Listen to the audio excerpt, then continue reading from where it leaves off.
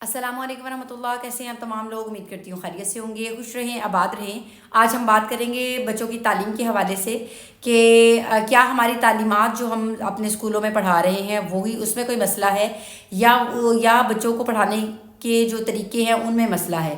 यानी कि किस उम्र में क्या चीज़ पढ़ानी चाहिए और किस उम्र में क्या चीज़ नहीं पढ़ानी चाहिए, उसमें मसला है। आज हम इसी चीज़ को डिस्कस करेंगे इस वीडियो में ना।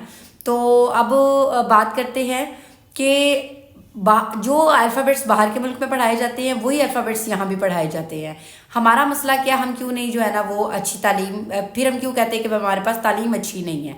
हमारे पास दरअसल तालीम अच्छी है लेकिन स्ट्रेटजीज़ अच्छी नहीं है। और किस उम्र में क्या पढ़ाना चाहिए, यानी कि जैसे बच्चों में जो है ना वो सीखने की सलाहियत ज़्यादा होती है, तो उनको जो है वो हमने सिर्फ जो है ना वो ABC पे और जो है वो 1 2 पे और इतने पे लगाया हुआ है कि मतलब भी बच्चों पर ज़्यादा बर्डन ना पड़े।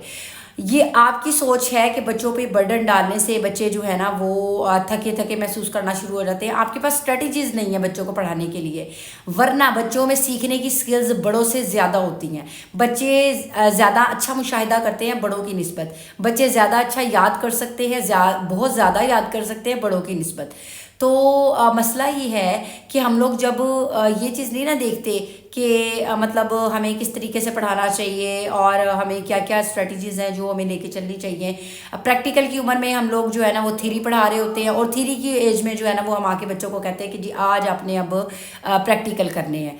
तो यहाँ पे हमारी जो गलतियाँ हैं वो बहुत ज़्यादा ये स्वेयर है। आप जितनी मर्जी अच्छी तालीम ले आए, आप कहें कि भाई हम जो बिल्कुल बाहर के मुल्क में पढ़ाया जाता है हम बिल्कुल वही पढ़ा रहे हैं, ऑल लेवल्स पढ़ा लें आप, लेकिन आप जब तक अपनी स्ट्रेटजीज़ को नहीं बदलेंगे तब तक आपके जो है ना वो तालीमी मयार बेहतर नहीं होने वाला।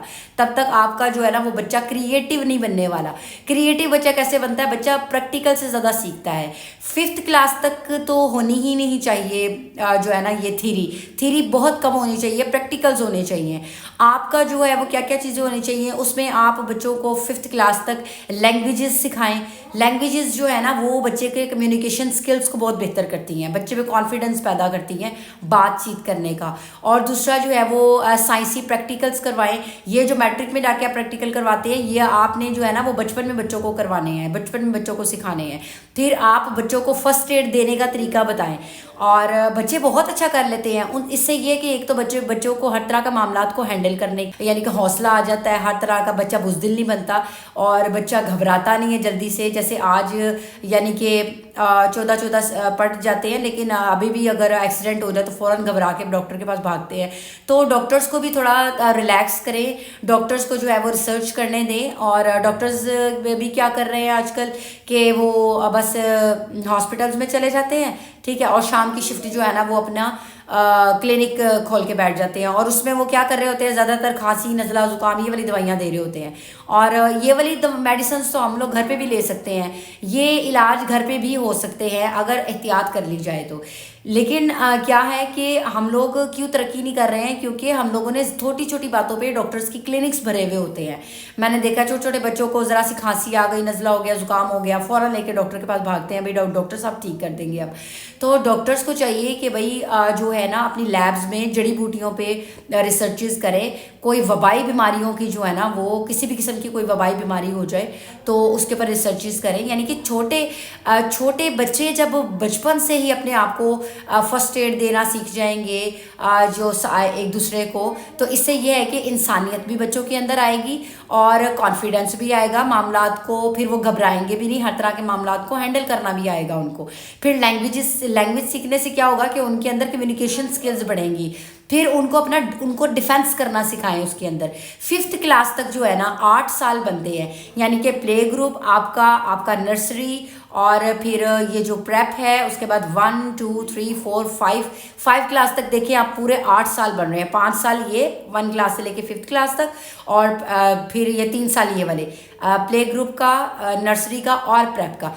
8 साल में अगर आप बच्चे को लैंग्वेजेस नहीं सिखा सकते, अगर आप प्रैक्टिकल्स नहीं सिखा सकते, फर्स्ट एड देना नहीं सिखा सकते, तो फिर आप में प्रॉब्लम है, आपके सिस्टम में प्रॉब्लम है, बच्चे में प्रॉब्लम नहीं है, ठीक है। लैंग्वेजेस में जो है वो आप उसको सिखाएं उर्दू, अरेबिक और इंग्लिश, जो अच्छी कम्युनिकेट करना आ जाए बच्चों को। इससे ये होगा कि एक तो उनकी दुनिया भी बेहतर हो जाएगी और उनका दीन भी बेहतर हो जाएगा। तो ये जो चीज़ें हैं, कुछ स्ट्रेटजीज़ हैं, कुछ बहुत अच्छी और भी ज़्यादा मेरे पास स्ट्रेटजीज़ हैं। जाहिर सी बात है, मैंने तो पूरा लिखा हुआ है। तो अब मैं आपके साथ जो है वो इतना मेरे पास यहाँ पे टाइम नहीं है, थोड़ी बहुत शेयर कर दी है मैंने आपके साथ। तो अगर अच्छी लगे वीडियो तो उसको शेयर कर दीजिएगा। हो सकता है किसी को ये तजवीज़ अच्छी लगे और जो है ना वो ये अपने स्कूल में अप्लाई करना शुरू कर दे। 5th क्लास तक बच्चे को थ्योरी से हटाएं।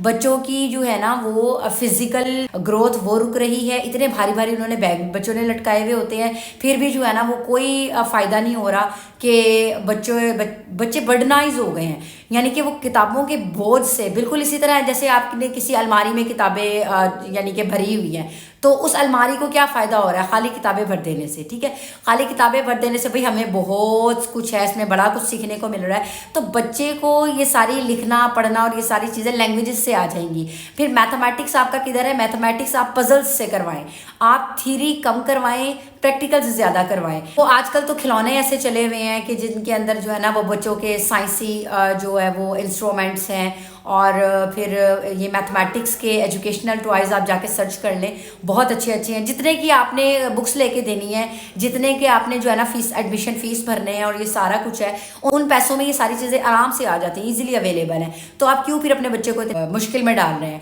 अगर हमारे स्कूल्स का यही सिस्टम रहा, अब हमें स्कूल्स का सिस्टम चेंज करने की ज़रूरत है। अगर यही सिस्टम रहा तो फिर यकीन करें कि बहुत जल्द स्कूल ख़त्म हो जाएंगे, इनकी स्कूल की जगह कोई और इदारे खुल जाएंगे और उनके अंदर ये सारी चीज़ें हो रही होंगी। तो मैं कह रही हूँ स्कूल्स को ही अपनी स्ट्रैटेजीज चेंज करने की ज़रूरत है कि भाई आप हमारे पास अपना बच्चा भेजें। 5th क्लास तक आपका बच्चा बैग लेके नहीं आएगा। 5th क्लास के बाद जो है ना वो जब उसे लिखना पढ़ना आ जाए, जब उसको मैथमेटिक्स बहुत अच्छा आ जाए, जब उसको जो है वो साइंस के प्रैक्टिकल्स बहुत अच्छी, क्रिएटिव माइंड बन जाए ना बच्चा, तो फिर उसके लिए आगे स्टडीज़ बड़ी आसान हो जाती हैं। आप उसको फिर कुरान पढ़ाएं, आप उसको दीनी तालीम दिलवाएं, दुनियावी दिलवाएं, जैसे भी दिलवाएंगे ना वो बहुत अच्छा उसको समझ सकेगा, बहुत अच्छा पढ़ सकेगा। तो ये जो कुछ स्ट्रेटजीज़ हैं अगर जिन पे अमल कर लिया जाए तो मेरा ख्याल है कि हमारे तालीमी मेयार, हमारे स्कूल्स का लेवल बहुत अच्छा हो सकता है। और अपना जो है ना ये पुराना निसाब जो है वो ख़त्म करके कुछ नया निसाब लेकर आएँ, उसके अंदर कुछ नए जो है ना वो लोगों के नाम शामिल करें, वो जो पुराने पुराने नाम है वो हटा के और कुछ नए नाम शामिल कर दें। ये इससे भी जो है ना वो बहुत फ़र्क पड़ जाता है और बहुत आसान करके बच्चों को पढ़ाया जा सकता है, बहुत इंटरेस्टिंग करके बच्चों को पढ़ाया जा सकता है। आप मेरी दूसरी वीडियो ज़रूर देखिएगा, वो मैं जो है ना वो जल्दी लाऊंगी कि बच्चा नालायक होता है या लायक होता है। नालायक और लायक बच्चे को आप यकीन करें कि पूरी ज़िंदगी तबाह कर दी जाती है बच्चे की।